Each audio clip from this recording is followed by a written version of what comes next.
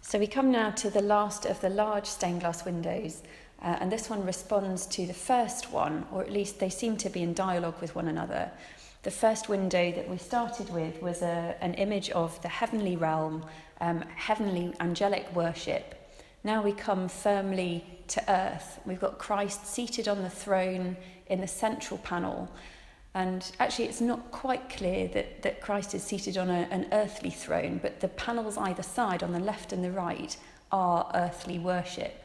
So interestingly, the pillars either side of Christ in the green is exactly the same colour as the pillars in the first window that we looked at. And so it's playing with this, again, this sort of the relationship between heaven and earth, and the worship of everything around that. So the left panel, we've got representative figures of church history. So on the left we have Chrysostom, Augustine, Francis and Luther. And on the right-hand side, figures of scholarship, poetry, science and action. So we have Erasmus, Milton, Newton, Cromwell and Wesley. It's such a busy picture, this one, isn't it? It's incredible. And again, I suppose it's a little bit like the coming of the storm, in that the figure on the throne is very still. And very straight. And very straight, and everything is coming towards it. So there's a sense of movement and looking. And there are, it's awash with imagery and bits of metaphor, and as you look at it you start to make all sorts of links, and then you're not quite sure if you're linking things that are actually biblical.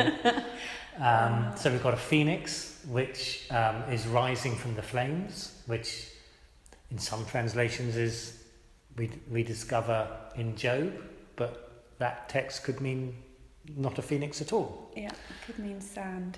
But the phoenix is this classic symbol of resurrection in Christian art, so it would make sense to draw on that. Similarly with the pelican. And again with this figure, it's a potential mistranslation from Psalm 102. So it's interesting, both of these figures at the top, the symbols of pelican and phoenix, are sort of mythological, aren't they? As well as possibly in the Bible, but possibly not. Yes. And you've got there's quite a strong militaristic feel to it. So Cromwell is very definitely in armour, and he's carrying a banner that I think says God with us, which is, that's a powerful statement, but it's hard not to then read that through the lens of not just history, but also the times we live in, when people say God is with us, all sorts of things happen. And then the figures on the left-hand side seem in the background to be perhaps Crusader knights heading off and in the background you've got what could be perhaps Jerusalem or castles or whatever. So there's quite a strong sense of, I suppose it's about, on the positive side of it, maybe it's about human power giving way. But on the negative side, it's hard not to also think of it as the church militarily claiming in the name of Christ and doing all sorts of things. Sort of a celebration of things that can be used for good or ill, isn't it? I think it's funny that you've got Francis there on the left with the others, and you've got the deer or whatever those animals are in the bottom, as a sort of a sharp contrast with these knights in armour.